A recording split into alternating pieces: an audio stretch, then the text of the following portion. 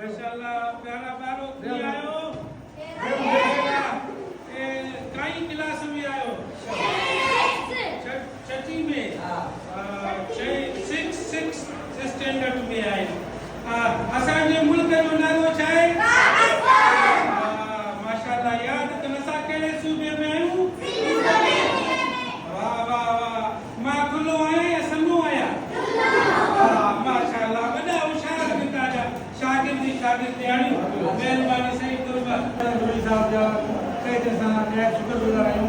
जो असांखे government elementary school में कयो वई ग्रुप जा क़दम बढ़िया आया साईं जन माशाल्लाह तालीम खे प्रोमोट करे रहिया आहिनि ॿारनि में हिकु शौक़ु पैदा करे रहिया आहिनि ऐं प्राइवेट स्कूलनि खां शागिर्दनि खे मना करे रहिया आहिनि सरकारी स्कूलनि खे इज़त ॾियो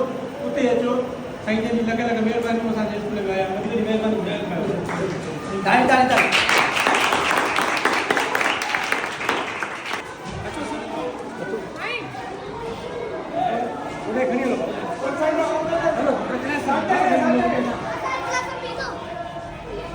अस्सलाम वालेकुम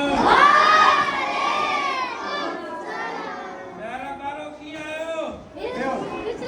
माशाल्लाह ये काओ क्लास आ पंजो क्लास आ बटे सवाल कया जवाब दींदो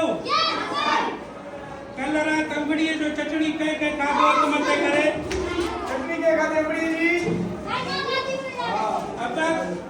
तू लगा तुझो लक नंदो आ भला तांजो वालिद साहब तांजो अबू तांजो फादर काहे नी ताके शहर मठी तो वने घुमाए हिकु चक्कर को भी शाबाश तस न हिकु चक्कर ऐं असांजे मुल्क जो नालो छा आहे असां कहिड़े सूबे में आहियूं माशाल्लाह यजड़ा त थिया चटनी भी खाधा झूला भी झूलिया अजड़ियूं तव्हां शाही बाज़ार में चूड़ियूं वठण वेंदी आहियो माशाल्लाह वालिदैन खे गुज़ारिश आहे जॾहिं टाइम मिले ए फ्रेश ज़हन आहिनि मासूम ज़हन आहिनि इनखे घुमायो इनखे घुमाईंदो ऐं दुनिया खे ॾिसी वठंदा महिरबानी बाबा साईं महिरबानी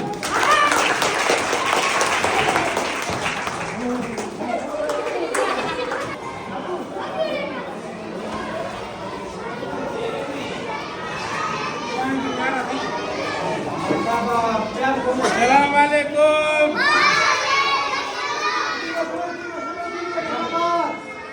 प्यारा बारो की आयो खुश आयो तव्हां काई क्लास में आयो 25 में तव्हां मां कल रात पकोड़ा खाई खाधा आहिनि अजड़ी पकोड़ा खाधो आहे शाबाश हुजे मुंहिंजो मादो ख़राब मां पकोड़ा न खाईंदो आहियां अंबड़ी चटनी खाईंदो आहियां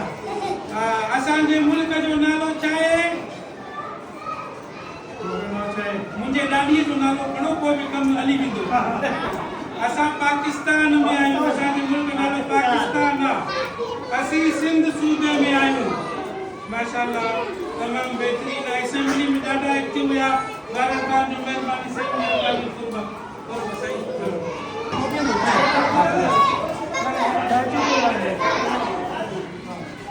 सलाम वालेकुम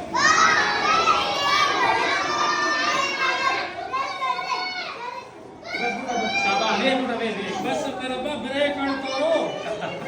प्यारा बारो केड़े क्लास में आयो केड़े क्लास में आयो बाबा एक डूडू पढ़ंदा आयो मां पढ़ा एक डूडू बिट्टू चार फिट्टू चार दू अठ उन का अगते मुके नहीं दो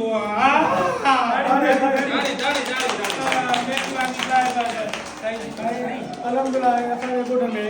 प्राइवेट स्कूल में को बि न पढ़ंदो माशाल्लाह सही इहा सुठो स्टेप आहे सरकारी स्कूल आहिनि जंहिंमें असां टैक्स भरियूं था पंहिंजे ख़र्च ते पढ़ूं था को असां गवर्नमेंट सां नथो करे लेकिन गवर्नमेंट खे शाबाश आहे इन ॻाल्हि ते यकीनी कयो आहे पढ़ियल लिखियल वेल एजुकेटेड टीचर्स असांखे प्रोवाइड कयो अथनि ऐं इंफ्रास्ट्रक्चर तमामु भलो आहे स्कूल जो महिरबानी